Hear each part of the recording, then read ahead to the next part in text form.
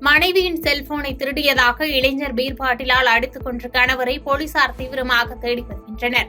வேலூர் இந்திரா நகர் பகுதியைச் சேர்ந்தவர் ஜெயபிரகாஷ். இவர் மீது வேலூர் காவல் நிலையங்களில் திருட்டு வழக்குகள் நிலுவையில் உள்ளது. இந்நிலையில் இவர் அதே பகுதியைச் சேர்ந்த பாண்டியன் என்பவரின் மனைவி செல்போனை திருடியதாக கூறப்படுகிறது. இதனை அறிந்த பாண்டியன் ஜெயபிரகாஷிடம் வாக்குவாதத்தில் ஈடுபட்டதால் இருவருக்கும் வாக்குவாதம் முற்றியது.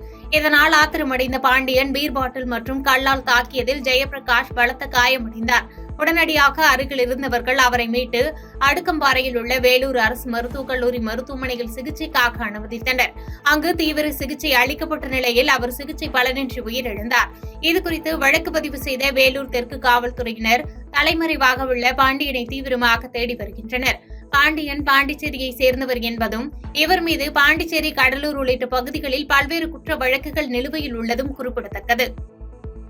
பாதகம் செய்பவரை கண்டால் நாம் பயங்கொள்ளலாகாது பாப்பா, மோதி மிதித்து விடு பாப்பா, அவர் முகத்தில் உமிழ்ந்து விடு பாப்பா.